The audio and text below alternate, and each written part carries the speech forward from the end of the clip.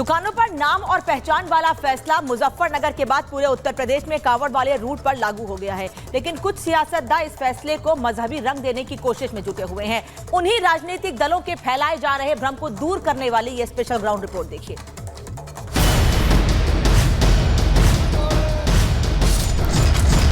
आम जनता तो खुश है इस फैसले से। देखो, जिसका दिल करेगा वो खाएगा। जो फैसले लिए जा रहे हैं सब सही है, जनता की भलाई के लिए हैं, ऐसा कुछ नहीं है। कोई ऐसा नहीं, कोई सरकार एक ना हिंदू की है ना मुसलमान की है, सरकार तो सबकी होती है। ये तो स्वागत करने का विषय है, स्वागत होना भी चाहिए। सीएम योगी की दुकानों पर नाम और पहचान वाले फैसले पर ये दुकानदार खुश है। चाहे दुकान हिंदू वर्ग की हो या फिर मुस्लिम वर्ग की, सबकी इस फैसले में रजामंदी दिख रही है। लेकिन पेट में दर्द उन लोगों को हो रहा है जिन्हें अपने वोट बैंक की चिंता है। यूपी में 10 सीटों पर उपचुनाव होने वाले हैं और उससे पहले इस फैसले पर सियासत फुल स्पीड में हो रही है। राजनीतिक दल इस फैसले को लेकर सवाल उठा रहे हैं, लेकिन इन सियासतदानों को इन दुकानदारों की बात सुन लेनी चाहिए। मुजफ्फरनगर कांवड़ यात्रा का वेस्ट यूपी का सेंटर पॉइंट है। अगले 1 महीने तक भोलेनाथ के नाम पर भक्त यहीं से होते हुए हरिद्वार की पैड़ी से जल लेने के लिए निकलेंगे। हरियाणा, राजस्थान, यूपी के अलग अलग जिलों से भोलेनाथ के नाम पर जल लेकर अपनी मंजिलों की ओर निकल पड़ते हैं। दुकानों पर नाम पहचान वाले फैसले का असर मुजफ्फरनगर में भी दिखाई दे रहा है। कांवड़ यात्रा के रूट में आने वाली दुकानों के बाहर लोगों ने अपने नाम और पहचान उजागर कर रखी है। रिपब्लिक भारत की टीम मुजफ्फरनगर की उसी रूट पर पहुंची जहां से कांवड़िए जल लेकर निकलते हैं। इस वक्त हम मुजफ्फरनगर में मौजूद हैं, ठीक हाईवे पर जो कि दिल्ली को कनेक्ट करता है, और इसी रोड से एक तरीके से कांवड़ यात्रा गुजरती है। और आप देखेंगे ये हैप्पी मूवमेंट रॉयल कैफ़े है, उसके बाहर आप देखेंगे तो तमाम proprietor Salman, proprietor Nizamuddin, proprietor Farman जो कि मालिक है इस ढाबे के, उनके नाम लिखे हुए हैं। उसके नीचे जो स्टाफ है, जो कर्मचारी यहाँ काम करते हैं, पंकज शर्मा स्टाफ, आशु स्टाफ, नानू वर्मा स्टाफ, राजू कंसब, ये सब लोग के नाम यहाँ पर चस्पा किए गए हैं। और ये दुकान आप देख रहे हैं, ठीक हाईवे पर ये दुकान है। कांवड़ यात्रा को लेकर नाम पहचान वाला फैसला अब पूरे यूपी में लागू कर दिया गया है। पहले मुजफ्फरनगर के दुकानदारों के लिए आदेश था, लेकिन अब पूरे यूपी में कांवड़ वाले रूट पर इस फैसले को लागू कर दिया गया है। यानी अब सबको अपना नाम बताना होगा और बिना नाम पहचान बताए काम नहीं चलेगा। इस फैसले को लेकर कांवड़ यात्रा में आए लोगों से रिपब्लिक भारत की टीम ने बात की। कांवड़ियों का कहना था कि हिंदू धर्म का ये पवित्र पर्व है, ऐसे में पहचान बताने से उनकी पवित्रता बनी रहेगी। क्या देख रहे थे, क्या देखकर संतुष्टि पा रहे थे? कुछ होटल का नाम ही देख रहे थे। क्या फिर आप बालाजी पे आके रुके? जी, बालाजी के आकर। ऐसा क्यों लगता है कि क्यों जरूरत पड़ी? सरकार ने भी फैसला लिया आप लोगों के लिए। जी, कुछ नाम पता होने से इसे पता चल जाता है कि हाँ, एक तो ये हिंदू धर्म जैसे होते ना आपस में द्वेष भावना को बढ़ावा मिलता है इससे, इस वजह से। आप लोग भी क्या पहले देखते हैं कि होटल का नाम क्या है, उसी के बाद खाते हैं? हाँ जी। और भी आप बताइए कि क्या आप लोग पहले देखते हैं, चेक करते हैं? हाँ जी, बिल्कुल चेक करते हैं। पहले ये देखते हैं कि हिंदू है या मुस्लिम है, मतलब किसका पता नहीं अभी किसी का पक्का कौन क्या है क्या नहीं। अब टैग भी तो होना चाहिए, बाहर नाम भी लिखना जरूरी है। अच्छा, आप बताइए कि आप पहले क्या, मैं देख रहा था कि आप लोग घूम रहे थे, क्या चेक कर रहे थे कि किसका नाम चेक कर रहे थे होटल का नाम क्या है, लिखा होना नाम जरूरी है? लिखा होना क्या जरूरी है कि होटल के बाद लिखा होना? हाँ जी, वो थोड़ा एक तो मूवमेंट टाइप का है, मतलब कि चलो चिकन पिकन खाते हैं, कोई मान लो चलो मैं बोले हुआ है, मतलब कि कोई इधर खा रहा है, कोई हिंदू में तो सीधा सा मतलब कि हिंदू खाना ही मिलेगा। देखो ये है, हमने छाट के देखा है कि हिंदू बालाजी लिख रहे थे, अभी वहाँ से आ गए। कांवड़िए तो कांवड़िए, कांवड़ रूट के दुकानदार भी इस फैसले के समर्थन में है। दुकानदारों का कहना है कि उन्हें अपनी पहचान बताने में कोई हर्ज नहीं है और ना ही इस फैसले से उनकी रोजी रोटी पर कोई फर्क पड़ रहा है, क्योंकि जिसे दुकान पर आना होता है वो तो आता ही है, चाहे दुकान किसी की भी हो। नाम लिखने के बाद क्या फर्क पड़ रहा है? कुछ फर्क पड़ रहा है? नहीं, कोई फर्क नहीं है सेल को लेकर, क्योंकि कुछ कह रहे हैं कि जब से नाम लिखा है कि सेल कम हो गई है।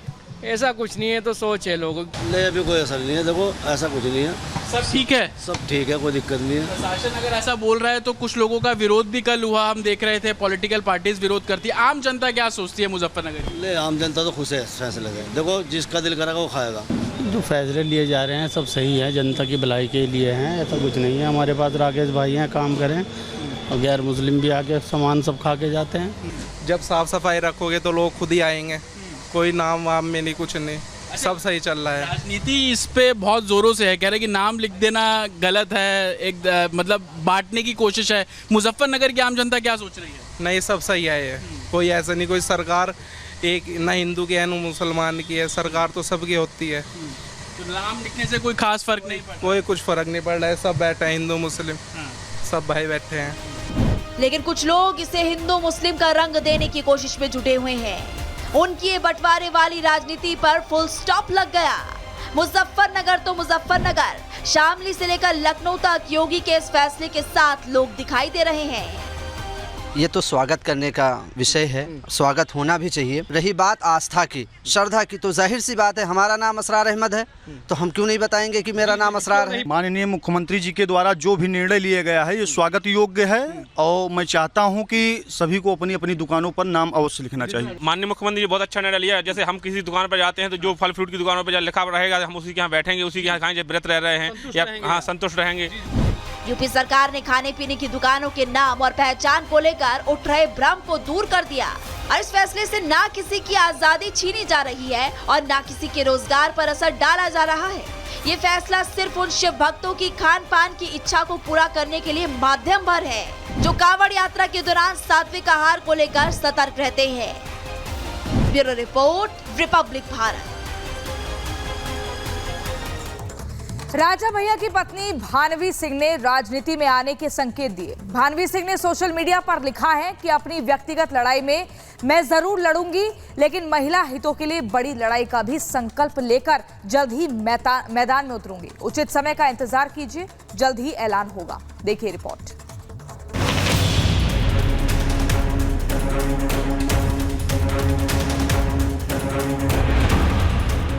क्या राजनीति में उतरेंगी राजा भैया की पत्नी? न्याय की जंग में भानवी सिंह का बड़ा ऐलान।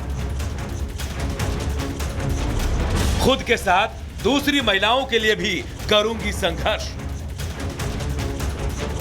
रघुराज प्रताप सिंह उर्फ राजा भैया और उनकी पत्नी भानवी सिंह के बीच का विवाद एक बार फिर से सुर्खियों में है। भानवी सिंह का दर्द एक बार फिर छलक उठा है। भानवी ने सोशल मीडिया के जरिए इंसाफ के लिए अपनी लड़ाई जारी रखने की बात कही है।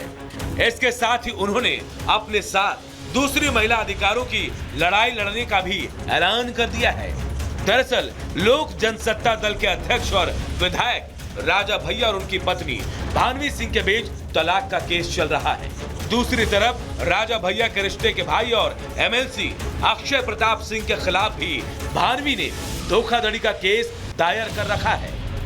भानवी का आरोप है कि जांच सही तरीके से नहीं हो रही है। अब इन्हीं मामलों में सुस्त जांच को लेकर भानवी का गुस्सा फूट पड़ा। कभी कभी सोचती हूँ कि जब रियासत और राजघरानों से संबंधित महिलाओं को अपने सम्मान, गरिमा की रक्षा के लिए इतना संघर्ष करना पड़ता है, सरकार से याचना करनी पड़ती है, और एक आयु भी किसी के शह पर धमकी भरी भाषा में बात कर सकता है, तो आम महिलाओं के साथ क्या होता होगा। अपनी व्यक्तिगत लड़ाई में जरूर लड़ूंगी, लेकिन महिला हितों के लिए बड़ी लड़ाई का संकल्प लेकर जल्द मैदान में उतरूंगी। उचित समय का इंतजार कीजिए। भानवी सिंह के इस पोस्ट से कई मायने निकाले जा रहे हैं। माना जा रहा कि भानवी राजनीति में उतर सकती हैं। पोस्ट में उन्होंने महिला अधिकारों की लड़ाई लड़ने की बात कही है, जिससे इस बात का संकेत मिल रहा है कि आने वाले दिनों में भानवी पूर्ण रूप से सियासी पिच पर बैटिंग कर सकती हैं। आपको बता दें कि पति के साथ उनकी लड़ाई में राजा भैया के पिता यानी उनके ससुर भानवी के साथ खड़े हैं। दरअसल झगड़े की शुरुआत तब हुई जब भानवी ने रिश्ते में अपने देवर और एमएलसी अक्षय प्रताप सिंह पर फ्रॉड का आरोप लगाया था। फरवरी 2023 में दिल्ली पुलिस की आर्थिक अपराध शाखा में अक्षय प्रताप के खिलाफ आईपीसी की धारा 420, 467, 468, 471, 109 और 120 बी के तहत केस दर्ज कराया था। भानवी सिंह का आरोप था कि अक्षय ने उनके फर्जी हस्ताक्षर कर उनकी कंपनी के शेयर हथिया लिए। इसके साथ ही फर्जी डिजिटल हस्ताक्षर कर कंपनी से उन्हें बाहर का रास्ता दिखा दिया। इस केस के कुछ दिनों बाद ही राजा भैया और उनके बीच तलाक का केस भी दायर कर दिया गया। पिछले दिनों उन्होंने आरोप लगाया था कि इस केस में अक्षय प्रताप को बचाने की कोशिश की जा रही है। माना जा रहा है कि सुनवाई होता ना देखकर उनका गुस्सा भड़क गया, जिसके बाद अब वो राजनीति में आकर अपने हक की लड़ाई लड़ सकती है। Bureau report, Republic Bharat.